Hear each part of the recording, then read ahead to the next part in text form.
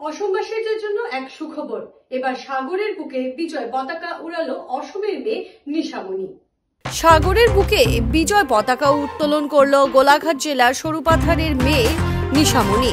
তামিলনাড়ুতে অনুষ্ঠিত হওয়া তামিলনাড়ু কাইং বডি চ্যাম্পিয়নশিপ 2024-এ স্বর্ণপদক জয়ী নিশামণি। উল্লেখ্য, চলতি মাসে 26 তারিখ থেকে 28 অগস্ট পর্যন্ত 3 দিন ধরে চলেছিল এই প্রতিযোগিতা।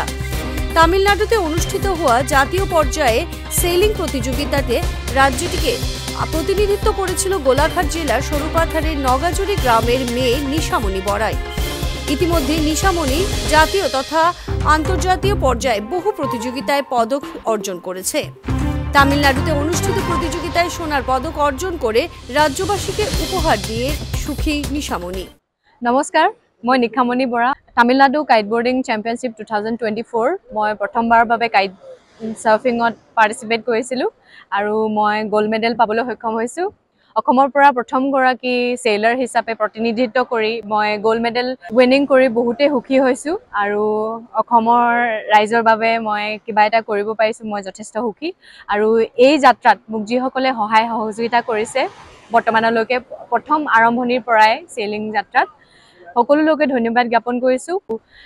মই যথেষ্ট সুখী হৈছোঁ আৰু গৌৰৱ অনুভৱ কৰিছোঁ এজ এ অসমীয়া ছোৱালী হিচাপে মই চেইলিঙৰ দৰে এনেকুৱা এটা স্পৰ্ট ফ'ল' কৰি ইয়াত আহি মই নিজৰ অসমৰ নাম তথা গোলাঘাট সৰুপথাৰৰ নাম উজ্জ্বল কৰিব পাৰিছোঁ। মই যথেষ্ট সুখী আৰু ভৱিষ্যতেও মই এই যাত্ৰা কণ্টিনিউ কৰি যাম আৰু আপোনালোকে মোক এনেদৰে সহায় সহযোগিতা কৰি যাব। মই সকলো লোকে ধন্যবাদ জ্ঞাপন কৰিছোঁ। ধন্যবাদ। জয় আই অসম।